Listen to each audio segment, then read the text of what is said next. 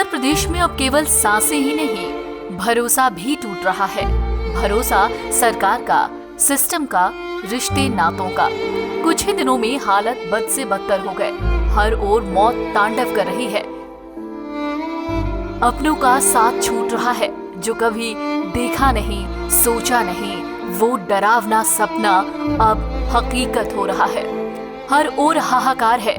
कोई टेस्ट के लिए जूझ रहा है, कोई बेड के लिए, तो अंतिम सांस के लिए, लकड़ियों के लिए। चंद दिनों में मानो दुनिया ही पलट गई। कोई काम का नहीं, न नौकरशाही, न सरकार और न तीमारदार। क्या अपने, क्या पराये, क्या पक्ष, क्या विपक्ष, सब कोरोना के काल का दर्श झेल रहे हैं।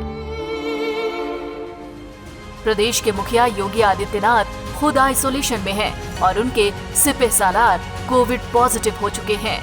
वहीं विपक्षी और समाजवादी पार्टी के राष्ट्रीय अध्यक्ष अखिलेश यादव भी कोरोना पॉजिटिव हैं। जब सरकार, सिस्टम, विपक्ष ही ध्वस्त हो जाए तो ऐसे में आम जनता का क्या हाल होगा, इसका अंदाजा आसानी से लगाया जा सकता है। कोरोना कंट्रोल के मसले पर रोल मॉडल के तौर पर प्रस्तुत की गई योगी सरकार की छवि को अब घर के चिराग की आंच झेलनी पड़ रही है। पहले ही कैबिनेट मिनिस्टर ब्रजेश पाठक की अति गोपनीय चिट्ठी लीक हुई। आंकड़े और न्यूज मैनेजमेंट में जुटी सरकार के गाल पर जो करारा तमाचा पाठक की चिट्ठी ने मारा, उसकी तपन अभी हल्की भी नहीं पड़ी थी कि लखनऊ की मोहनलालगंज सीट से सांसद ने सरकार को भरे बाजार नंगा कर दिया।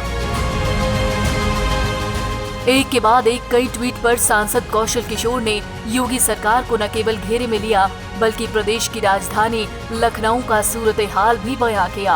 अपने ट्वीट में सांसद कौशल किशोर ने लिखा, लखनऊ के हालात बद से बदतर हो रहे हैं। कोरोना बहुत तेजी से फैल रहा है। लखनऊ के हजारों परिवार कोरोना की चपेट में हैं और बुरी तरह बर्बादी की तरफ बढ़ रहे हैं। शमशान घाटों में लाशों के ढेर लगे हुए हैं। ऐसे में भारत निर्वाचन आयोग को संज्ञान लेते हुए लखनऊ में होने वाले पंचायत चुनावों को 1 महीने के लिए टाल देना चाहिए। कौशल किशोर ने ट्वीट में पीएम मोदी, पीएमओ इंडिया, गृह मंत्री अमित शाह और सीएम योगी को टैग करते ये बात लिखी। इन तमाम सरकारी और राजनीतिक उठापटक के बीच आम आदमी अभी तक 2 वक्त की रोटी के लिए लड़ रहा है। अब रोटी के साथ वो सांसों के लिए भी लड़ रहा है। उसके हर ओर अंधकार और संघर्ष दिख रहा है। संघर्ष जांच के लिए, अस्पताल के बेड के लिए, ऑक्सीजन के लिए, रेमडेसिविर के लिए और शमशान में अंतिम संस्कार के लिए।